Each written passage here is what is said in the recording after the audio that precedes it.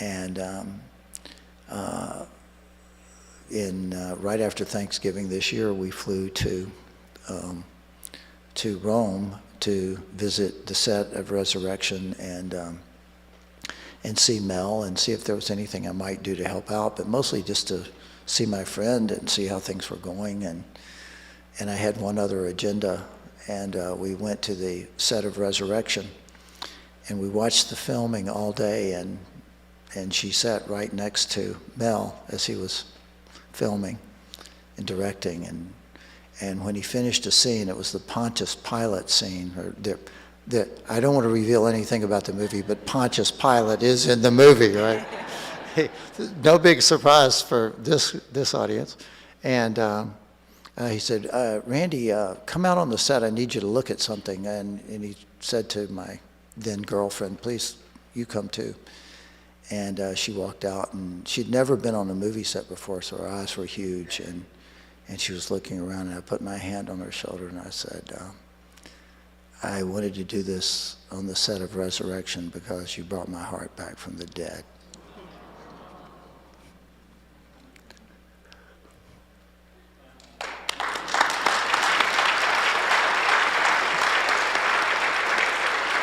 And I asked her to marry me, and she was stuck. She couldn't say no. I got her in the crosshairs, and she said yes. So even at my age,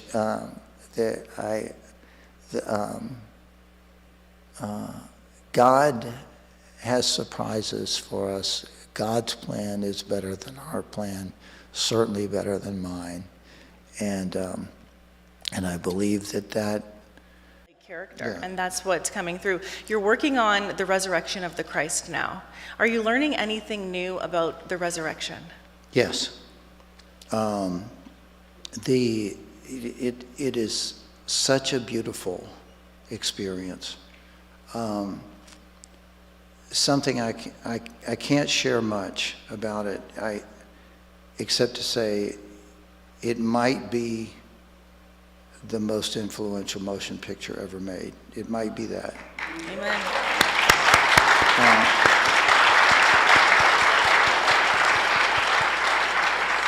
And I can tell you this too, and I'm really happy, I'm eager to tell you this too. I feel really like it's a treasure. Friendship is a treasure, and the privacy among friends is a treasure. And there are some things that we might share about our friends and some things we won't, but this I feel safe in sharing. When Mel Gibson and I were sitting together in Texas and we're talking about doing the resurrection, the first thing he said back to me was, we can't do this for the money, we can't do it for pride, we can't do it to pay back the people that hate us or hurt us. This has to be done pure. It has to be done that way.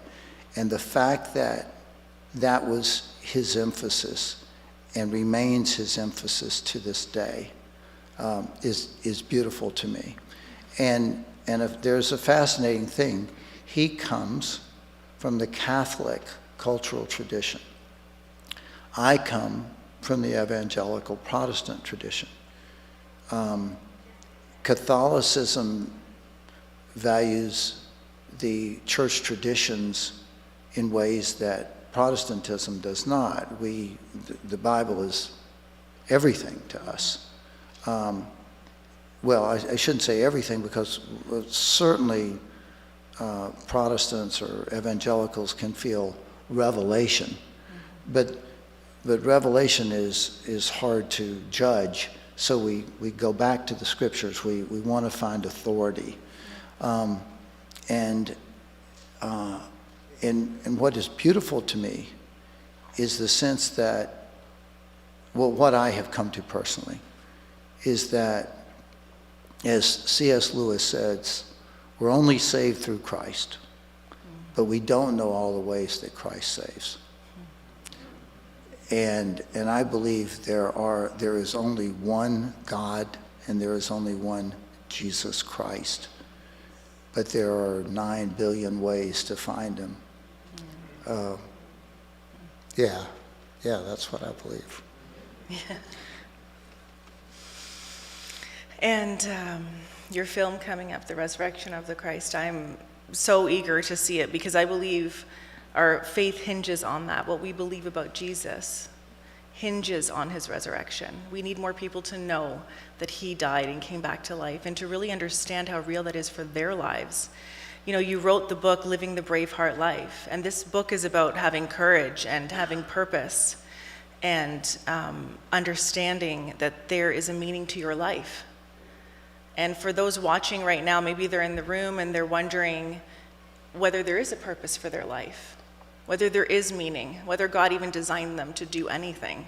Yes. People think like that sometimes. I've had seasons of my life when I was much younger where I thought like that. Why am I even here? What would you say to them?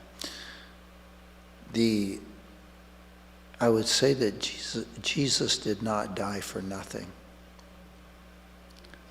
And he died for something, and that something is contained within your heart.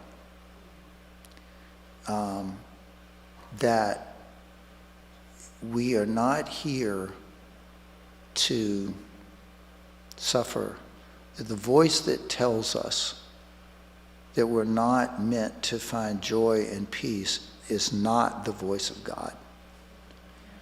That we were made from love by love. And I'm talking about like me right now in my life. The embrace of joy, the acceptance of joy is, I think, what God has intended all along. And the crucifixion is the cruelest thing that humans could devise.